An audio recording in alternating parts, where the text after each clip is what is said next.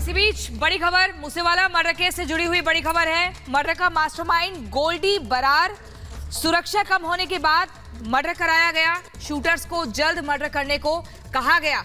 ये बड़ा अपडेट इस खबर पर।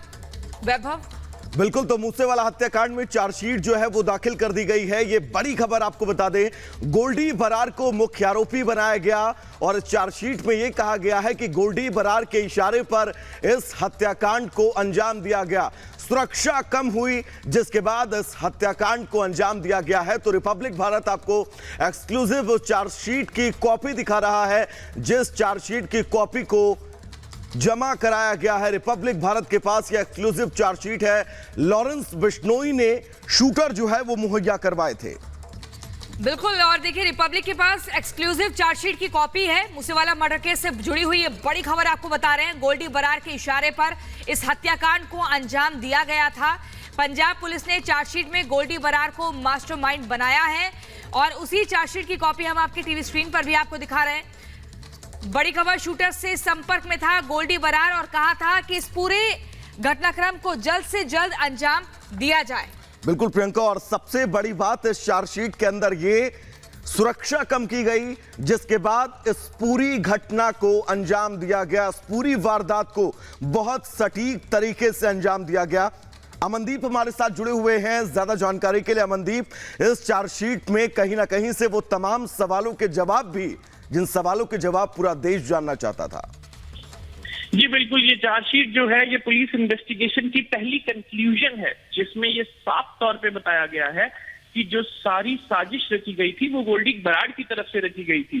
गोल्डी बरार ने ही ये इन्फॉर्मेशन पास ऑन की शूटर्स को कि 28 तारीख को उसने ये बताया सारे शूटर्स को कि सिद्धू मूसेवाला की जो सिक्योरिटी है वो स्केल डाउन कर दी गई है और अब जो है वो एग्जीक्यूट हो सकता है प्लान।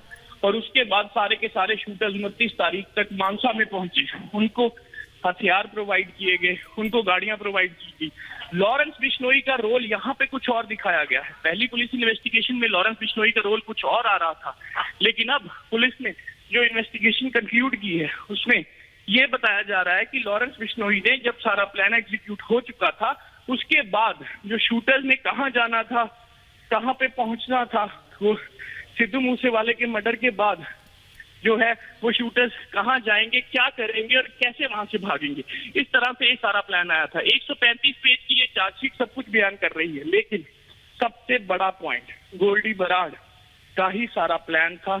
उसी ने सारा एग्जीक्यूट करवाया और उसके बाद जो शूटर्स प्रोवाइड किए गए वो लॉरेंस, और उनको लॉजिस्टिक्स प्रोवाइड की गई लॉरेंस बिश्नोई की तरफ से की गई। इसी वजह से लॉरेंस बिश्नोई ने अपने दोनों रिश्तेदारों को जो है वो फेक पासपोर्ट के ऊपर देश से बाहर निकाल दिया था, क्योंकि उसको पता था ये इन्वेस्टिगेशन और वारदात बड़ी होने वाली है।